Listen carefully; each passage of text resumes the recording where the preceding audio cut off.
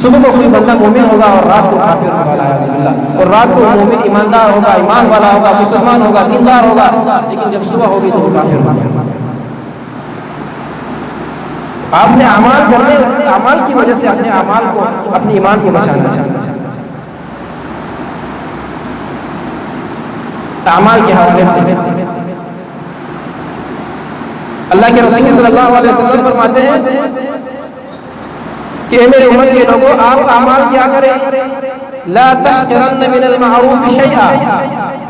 نیک اعمال میں سے آپ کسی بھی چیز کو حقیر نہ سمجھیں۔ یہ کوئی نیک عمل ہے، یہ معمولی نیک عمل ہے، میں یہ نہیں کر سکتا۔ آپ نیک عمل کو حقیر نہ سمجھیں، اگر چاہے اپنے بھائی کے ساتھ،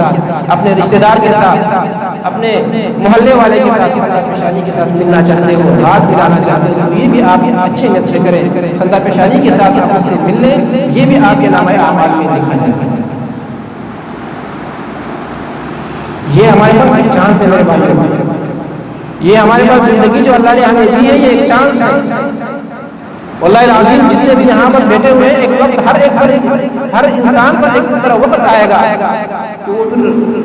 سبحان اللہ و بحمدہ یہ ذکر کرنا چاہے گا، لیکن اس کے پاس موقع نہیں ہوگا۔ اللہ کے رسول صلی اللہ علیہ وسلم صحابہ کرام کے ساتھ گزر رہے تھے تو دو قبریں اللہ کے رسول صلی اللہ علیہ وسلم نے دیکھی۔ تو اللہ کے رسول نے صحابہ کرام سے کہا کہ اے میرے صحابہ کرام، آپ یہ جانتے ہیں کہ ان دو قبروں میں جو لوگ موجود ہیں، یہ دنیا میں آ کر کس چیز کی تمنا کرتے ہیں؟ اللہ و رسول اللہ اور اللہ کے رسول، ہمیں معلوم ہے اللہ کے رسول۔ اللہ کے رسول فرماتے ہیں یہ دو اگر زندہ ہو جائیں اور یہ دنیا اور ما فیہا، یہ پوری دنیا اور اس میں جو کچھ بھی ہے، یہ سب اس کو ملتے ہیں، اور ایک وقت دو رکعتیں ملتے ہیں ان کو، یہ دو رکعتیں نماز پڑھیں گے اور یہ دنیا کو ٹھکرا دیں گے۔ یہ ان دو رکعتوں کو اتنے ترستے ہیں یہ لوگ جو فوت ہو گئے ہیں۔ ہمارے پاس اللہ سبحانہ و تعالیٰ نے ہمیں موقع دیا ہے، اس موقع کو میرے بھائیوں بزرگوں غنیمت جاننا چاہیے۔ زندگی اور موت کا کسی کو پتہ نہیں ہے، موت کب آنی ہے اور کب موت کا ٹائم ہوگا، اس کا کسی کو پتہ نہیں۔ دو تین جگہ پر اللہ سبحانہ و تعالیٰ نے کفار کی، مجرمین کی، نافرمان لوگوں کی واپسی کا اظہار اللہ تعالیٰ نے فرمایا کہ یہ کافر مجرم آخرت میں مرنے کے بعد دنیا میں واپسی کی خواہش کریں گے کہ اے ہمارے رب ہمیں دنیا میں لوٹا دے، ہمیں دنیا میں واپس جانے دے۔ یہ دنیا میں جانے کی خواہش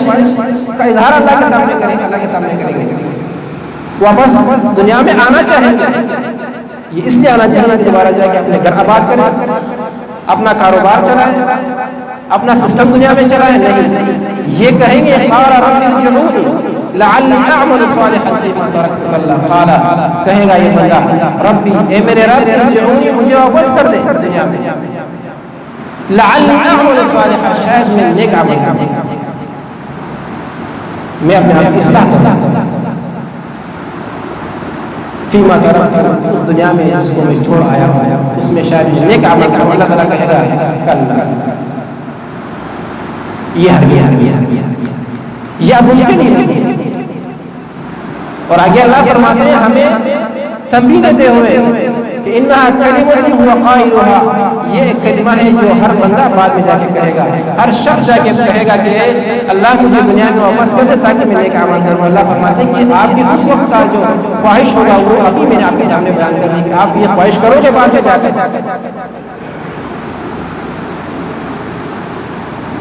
تو ہر نیکی جو آپ کو میسر آئے وہ آپ نے کرنا ہے اور آپ نے جمع کرنا ہے۔ اس کے ساتھ ساتھ نیک اعمال کے لیے یہ ضروری ہے کہ بندہ اپنے نیک اعمال کو محفوظ بنائے، نیک اعمال کو محفوظ بنا کر اس کو قیامت کے دن کارآمد بنائے، قیامت کے دن نیک اعمال سے فائدہ اٹھائے۔ دنیا میں میرے بھائیوں ہم بہت ہی زیادہ نیک اعمال کرتے ہیں، نمازیں پڑھتے ہیں، 5 وقت کی نمازیں الحمدللہ پڑھتے ہیں، آگے بھی سنتے پڑھتے ہیں، ذکر اذکار اللہ نے طاقت قرآن کریم بھی پڑھتے ہیں، لیکن ایک بہت بڑا نقصان جو ہم کر رہے ہیں وہ یہ کہ نیکی کر کے ہم ضائع کر رہے ہیں دوبارہ. نیکی کر دی اس کے بعد ہم نے کسی کی غیبت کسی کی عزت خراب کر اپنے مجلسوں میں اپنے محفلوں میں. آج کل ایک لوگوں میں بلوا ایک مصیبت بن گئی ہے کہ جب مجلس میں کسی غیر موجود شخص کا تذکرہ نہیں ہوگا اس مجلس کا مزہ ہی نہیں ہوگا. ہم غیبت کریں گے, ہم کسی کی عزت خراب کریں گے. یہ بہت بڑا سود ہے میرے بھائیو. اللہ کے رسول فرماتے ہیں کہ جس طرح ایمان کے شعبے ہیں اس طرح سود کے بھی شعبے ہیں 72 سے کچھ اوپر.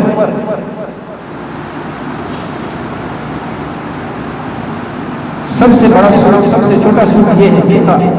جو آخری درجے کا سود ہے. یہ صحیح حدیث ہے, شیخ البانی رحمۃ اللہ سلسلۃ الاحادیث الصحیحہ میں اور بیان کیا کہ سب سے جو چھوٹا سود ہے وہ یہ ہے کہ ایات یا رجل نعوذ باللہ, یہ ہم سوچ بھی نہیں سکتے کہ کوئی انسان اپنی ماں کے ساتھ بدکاری کرے. یہ سود کا سب سے ادنا درجہ ہے.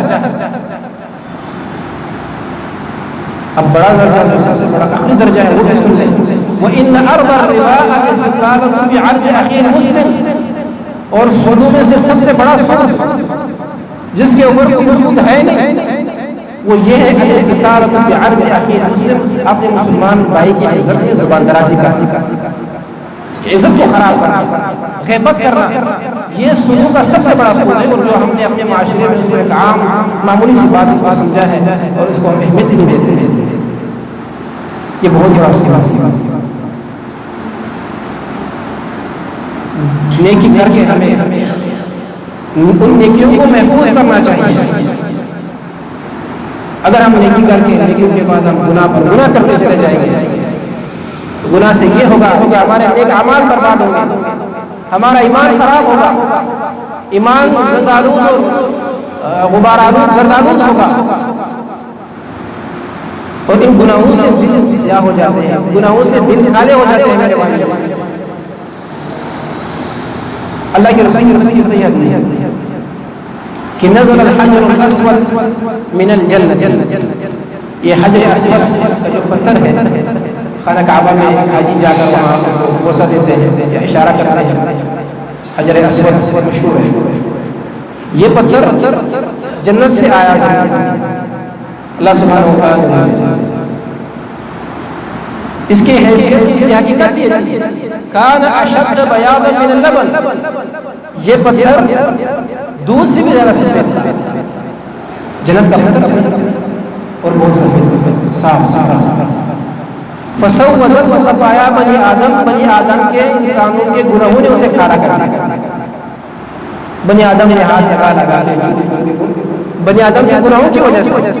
انسان کے گناہوں کی وجہ سے یہ پتھر جا کے بالکل کالا ہو گیا. اس کا نام ہی حجر اسود ہے, کالا پتھر. امام محب قبری اس حدیث کے حصے فرماتے ہیں کہ ھذا حال الذنوب, ھذا حال الذنوب بالحجر الاسود, گناہوں کا حال ایک مضبوط پتھر سے کے ساتھ یہ ہے, یعنی گناہوں نے ایک مضبوط پتھر کا یہ حال کر دیا. فکیف بالقلب الذی هو من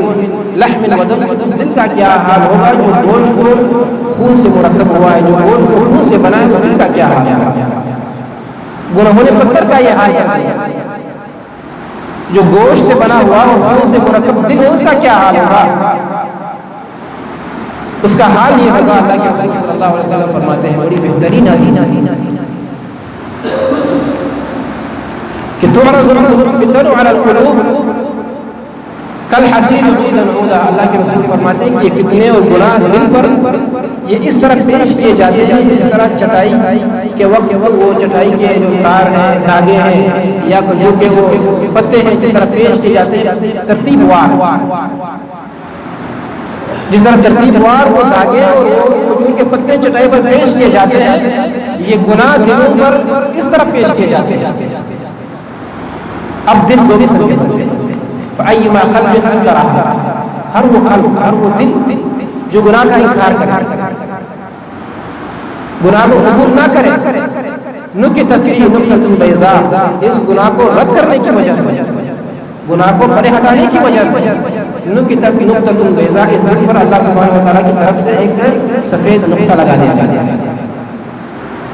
اب بار بار گناہ آیا اور دل نے انکار کر دیا، یہ دل مکمل سفید صاف ستھرا، لا تضر فتنہ ما دامت السماوات والارض، محنت اور کوشش کر کے اس بندے نے اپنے دل کو صاف کر دیا، اب اس دل کو کوئی چیز فتنہ اور کوئی چیز نقصان نہیں پہنچائے گا کہ قیامت کا کیونکہ مجاہدہ کوشش کی، محنت کی اس نے، وہ ایما قلب اشربہ، اور جس دل نے اس فتنے کو قبول کر دیا، فتنہ آیا گناہ اس نے قبول کر دیا، اس گناہ میں اس خواہش میں دل مبتلا ہو گیا، نکتت فیہ نکتۃ سوداء، تو اس دل میں اللہ سبحانہ و تعالیٰ کی طرف سے ایک کالا سیاہ نقطہ اور دبا لگا دیا جاتا ہے، اب دل مکمل کالا، گناہوں کی وجہ سے دل مکمل زنگالود ہو کر کالا ہو گیا۔ اللہ کے رسول فرماتے ہیں کلکوز مجخیا، یہ اس الٹے برتن کی طرح ہو گیا کہ لا یعرف معروفا ولا ینکر منکرا، اس کو معروف کا بھی پتہ نہیں، اچھائی کا اور برائی کا اس کو تمیز نہیں، میں اچھا کہتا ہوں یا برا کر رہا ہوں، اس چیز کا اس کو کوئی تمیز ہی نہیں۔ اسی طرح میرے بھائیو، ایک وہ چیز جو عمل کو برباد کرنے والا ہے، اللہ کے رسول صلی اللہ علیہ وسلم نے فرمایا، سنن ابن ماجہ کی حدیث ہے، صوبان رضی اللہ تعالیٰ عنہ نقل کرتے ہیں کہ اللہ کے رسول نے فرمایا، لَأَعْلَمَنَّ أَقْوَامًا مِّنْ أُمَّتِي، اللہ کے رسول فرماتے ہیں کہ میں ضرور، مجھے پتہ ہے، معلوم ہے، کچھ لوگ میری امت کے کچھ لوگ ہوں گے یأتون یوم القیامۃ، جو قیامت کے دن لے آئیں گے ایسے اعمال لے آئیں گے کہ امثال جبال تہامۃ البیضاء، تہامہ کے اس سفید اور بڑے بڑے پہاڑوں کی طرح اعمال لے آئیں گے قیامت کے دن، میدان حشر کے اعمال رکھ دیے جائیں گے، جتنے اعمال ہوں گے، تہامہ عرب کا ایک علاقہ جہاں پہاڑ ہوا کرتے ہیں، تہامہ کے پہاڑوں جیسے بڑے بڑے اعمال ہوں گے ان کے سفید صاف ستھرے، فَيَجْعَلُهَا اللَّهُ هَبَاءً مَنثُورًا، اللہ سبحانہ و تعالیٰ یہ جتنے بھی اعمال ہیں یہ ہباء منثورا، گرد و غبار بنا دیں گے، ان کے سارے اعمال ضائع ہو جائیں گے۔ صحابہ نے فرمایا کہ اے اللہ کے رسول، خابوا وخسروا، یہ تو انتہائی خسارے والے گھاٹے والے لوگ ہیں، من ہم یا رسول اللہ، اے اللہ کے رسول یہ کون ہے، ہمیں بیان کر دیجئے، یہ صفتیں ہمیں بیان کیجئے، یہ کون ہے؟ اللہ کے رسول نے فرمایا یہ ایسے لوگ ہیں، آپ جیسے لوگ ہیں، آپ جیسے لوگ ہیں، وَيَأْخُذُونَ مِنَ اللَّيْلِ كَمَا تَأْخُذُونَ، آپ جیسے نمازیں پڑھتے ہیں اور رات کی تہجد اٹھ کر پڑھتے ہیں، یہ تہجد پڑھنے والے ہیں، بہترین عبادت ہے، یہ تہجد پڑھنے والے ہیں، بہترین نیک اعمال کرنے والے ہیں۔ بھائی جب اتنے نیک اعمال کرنے والے ہیں، یہ ان کے اعمال کیوں ضائع ہوں گے؟ اللہ کے رسول نے فرمایا وَلَكِنَّهُمْ قَوْمٌ إِذَا خَلَوْا بِمَحَارِمِ اللَّهِ انتهكوها، یہ ایسے بدبخت لوگ تھے، یہ ایسے لوگ تھے إِذَا خَلَوْا بِمَحَارِمِ اللَّهِ، لوگوں کے سامنے یہ بڑے نیک تھے، بڑے نیک تھے، لوگوں کے سامنے یہ بڑے تقوی مشہور تھے، لمبی لمبی نمازوں میں یہ مشہور تھے، قرآن کی تلاوت میں یہ مشہور تھے، لیکن یہ ایسے لوگ تھے اذا خلوا بمحارم اللہ انتهكوها، جب یہ لوگوں کے سامنے سب ٹھیک ٹھاک تھے اور لوگوں کے سامنے نیک تھے، لیکن جب الگ تلگ ہوئے، الگ اپنے کمرے میں آئے تو انہوں نے اللہ سبحانہ و تعالیٰ کی کسی بھی حد کا خیال نہیں رکھا، اللہ کے کسی بھی حکم کا خیال انہوں نے نہیں رکھا، یعنی وہ لوگوں کے سامنے نیک اور تنہائی میں ناپاک تھے۔ یہ تنہائی کی ناپاکی میرے بھائیوں یہ آج کل انتہائی زیادہ عام ہو گئی ہے ہمارے نوجوان نسل میں، ان موبائل کی وجہ سے، نیٹ کی وجہ سے، کیبل کی وجہ سے، ان چیزوں نے ہماری تنہائی کو حد درجہ ناپاک کر دیا ہے، اور اس کی وجہ سے جو ہم تنہائی میں یہ ناپاکی اختیار کرتے ہیں، اللہ کی حدود کو ہم پامال کرتے ہیں، اپنے پاؤں تلے روتے ہیں اپنے حدود کو، ان کی وجہ سے ہمارے جتنے بھی اعمال ہوں گے اللہ برباد کرتا ہے۔ تو میرے بھائیو ہمیں اللہ سبحانہ و تعالیٰ نے زندگی بھی دی ہے اور ایمان اللہ سبحانہ و تعالیٰ نے دیا ہے، عقیدہ بھی اللہ سبحانہ و تعالیٰ نے توحید اور سنت کا دیا ہے، یہ ہمارے پاس ٹائم اور چانس ہے کہ ہم اپنے گریبان میں جھانکے دیکھیں اس میں اور اپنی اصلاح کریں۔ رمضان بھی آ رہا ہے اور یہ شعبان کا مہینہ ہے، علماء فرماتے ہیں کہ طاعت شعبان عون رمضان، شعبان میں اطاعت کرنا یہ رمضان میں، رمضان کی اطاعت پر آپ کے ساتھ ممد اور معاون ثابت شعبان میں اطاعت کرو گے، اللہ کی فرما برداری کرو گے، گناہوں سے بچ جاؤ گے۔